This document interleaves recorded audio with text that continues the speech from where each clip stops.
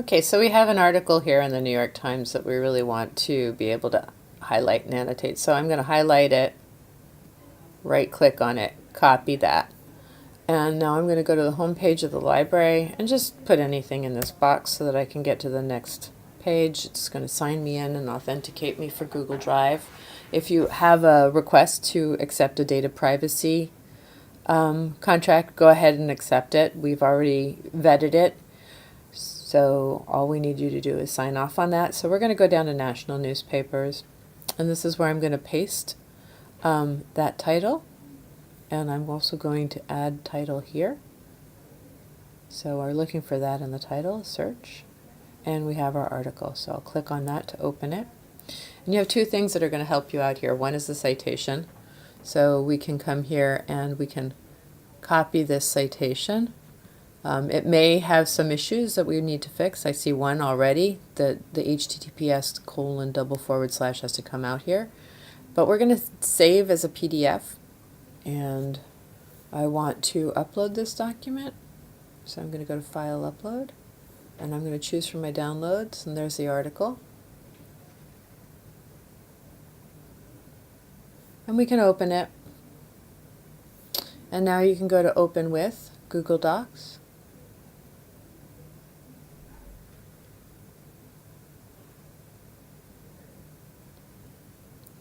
And if you want to add the citation, you can do so right here.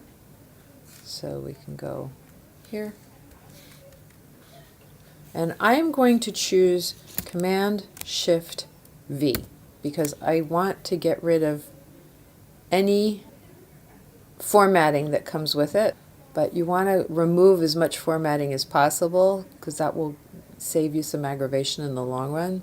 So I'm again going to double check to make sure that I have no formatting, and I'm going to go to Format and Clear Formatting and make sure that that's okay.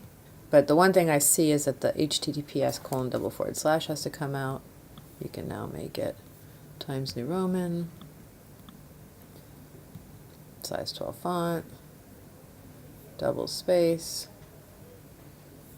Fix those hanging indents. You can see that the entire document is aligned in a weird way, but that's okay.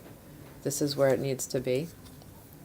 And this has to be italicized, and that is in the wrong place. So we're going to drag it over to here. Follow that with a comma.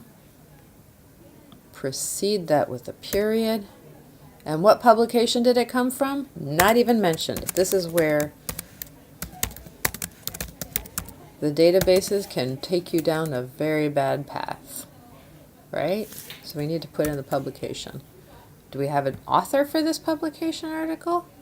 Let's go look. Doesn't look like it here. Let's just double check with the online version.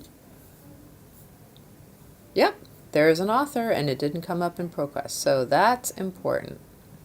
So grab that, bring this over to our document.